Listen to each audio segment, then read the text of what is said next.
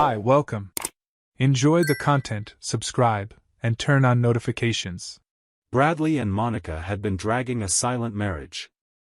There were no fights, no admitted affairs, just a growing disconnection, as if they lived in parallel worlds within the same house.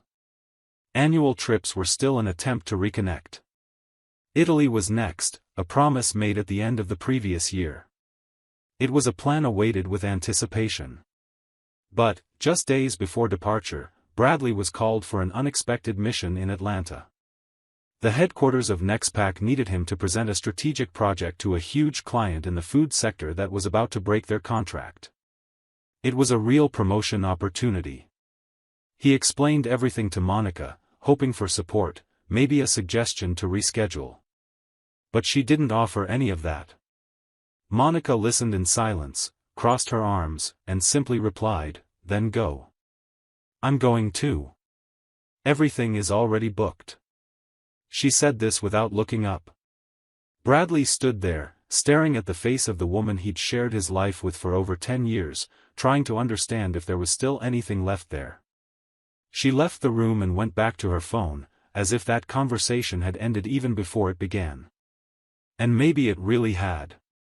He flew to Atlanta the next morning, with his mind divided between responsibility and discomfort. His team waited for 3 intense days of meetings and presentations. The project he defended was a reformulation of packaging focused on sustainability and reducing logistical costs. If he convinced the executives, Nextpack would keep the multi-million-dollar contract with Foodstream, plus open doors in other divisions. Bradley gave it his all.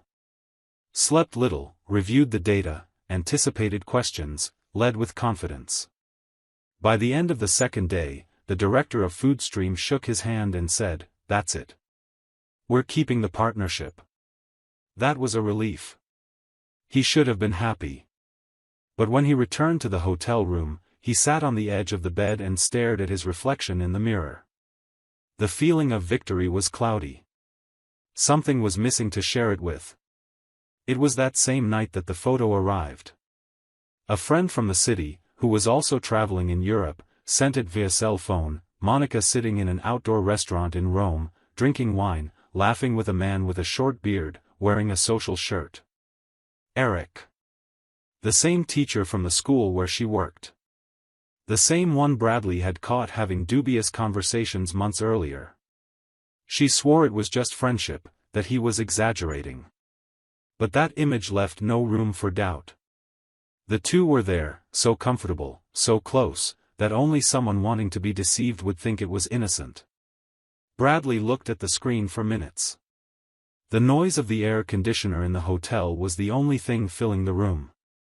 He thought about calling, writing, confronting. But at the same time, he felt it wasn't worth it. In that moment, he understood something had been broken. And the saddest part was that it didn't catch him by surprise. He just confirmed what he had been ignoring for too long. He returned home 5 days later, after finalizing the report, presenting the results to the board, and receiving formal praise for the negotiation. His boss talked about a promotion. He thanked him, but kept the same tone, firm on the outside, broken inside. He came home with a suitcase in hand and a weight in his chest. Monica was there, on the couch.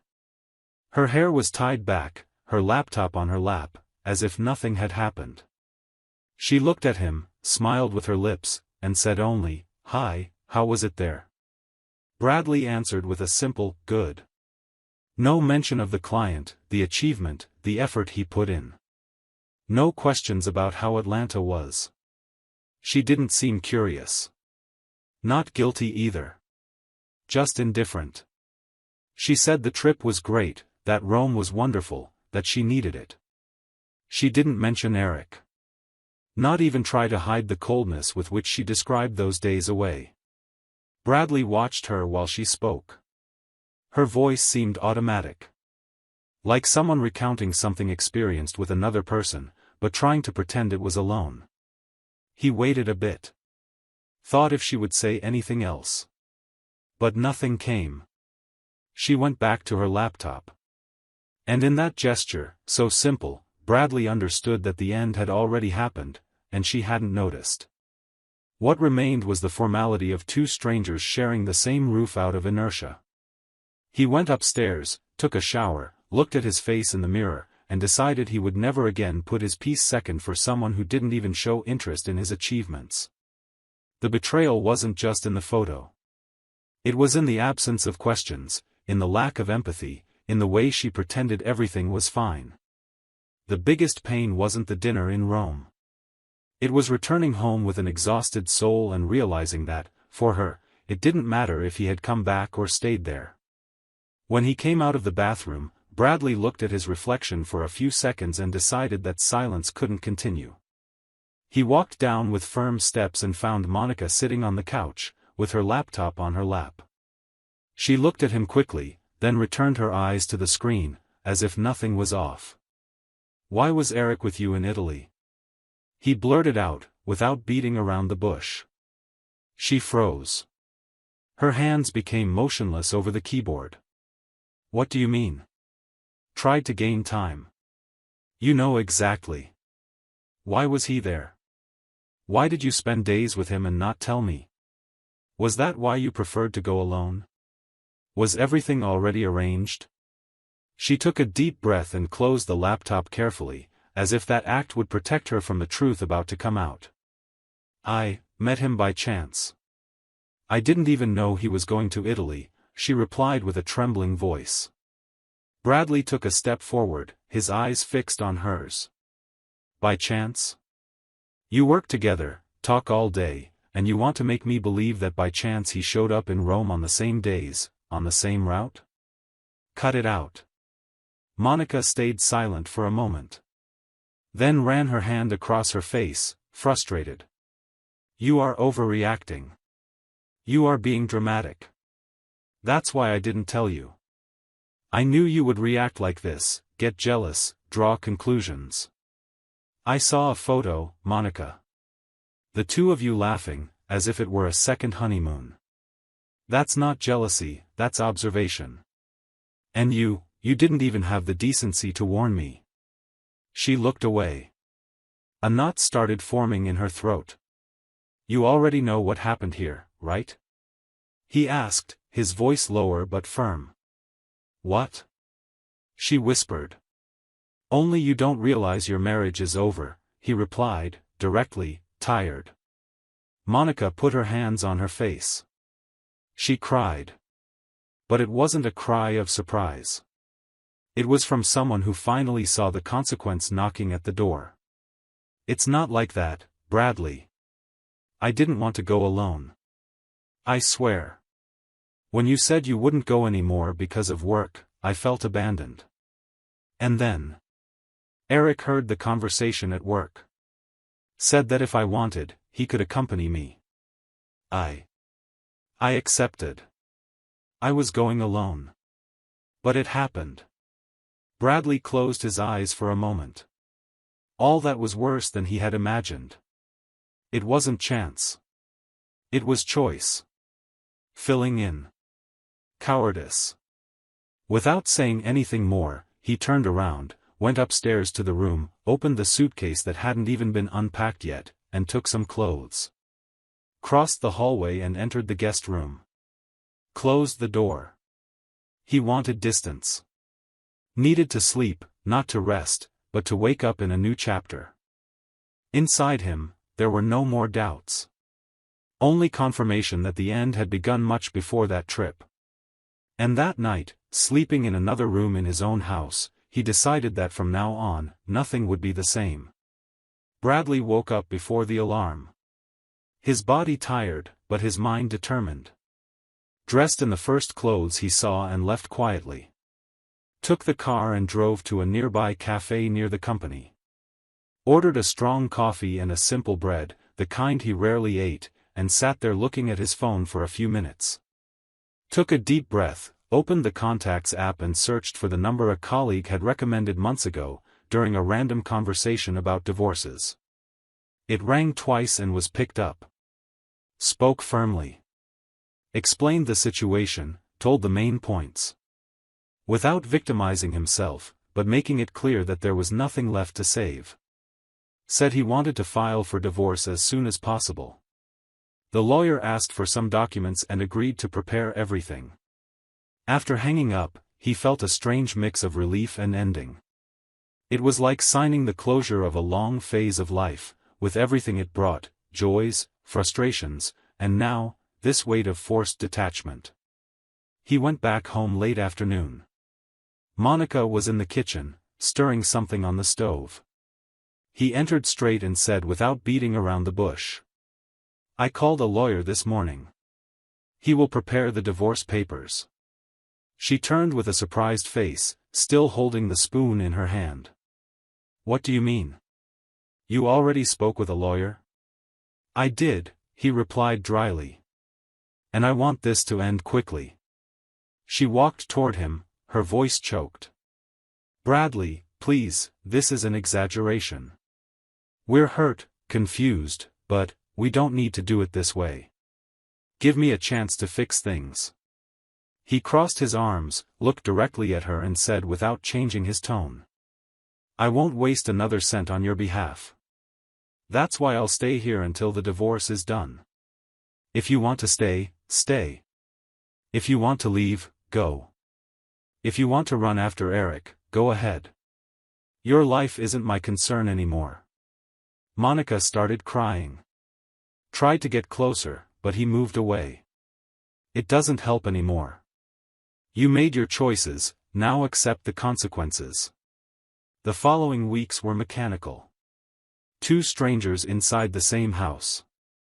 They spoke only what was necessary. Avoided eye contact. Slept in separate rooms, with closed doors and silences louder than any argument. The lawyer was quick. The process went smoothly, without judicial fights, without disputes over assets. They decided to sell the house. Divided the amount. He rented an apartment near the NextPack headquarters, practical and small. Monica, on the other hand, went back to her mother's house. Said she needed time, that she didn't know what to do with her life. He simply replied that he wished she found what she was searching for.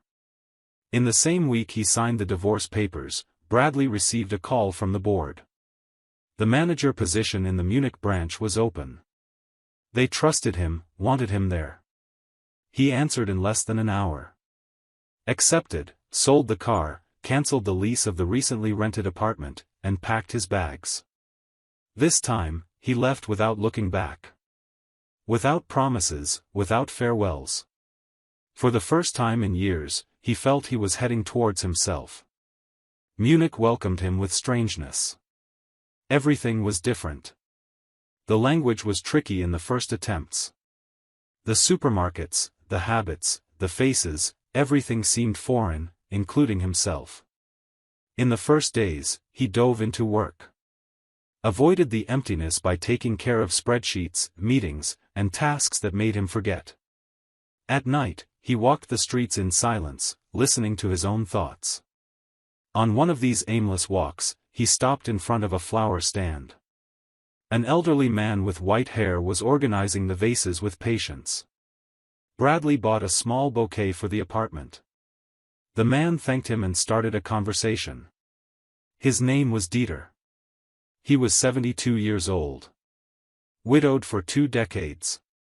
Spoke of his wife as if she were still around. Told stories with a sparkle in his eyes and said that true love survives absence. Bradley found himself going there almost every day. Not for the flowers, but for the conversations. For the effortless wisdom of that man who had already suffered, but didn't let himself harden. One day, Dieter said, "Starting over isn't forgetting, Bradley. It's choosing to live again." These words stayed with him. Months later, he met Abigail, his new assistant. She was intelligent, discreet, and had a kindness that didn't invade, just accompanied. Both had complicated pasts. Neither was in a rush. But between meetings, shared coffees, and sincere exchanges, something light grew. A bond that developed without pressure, without fear.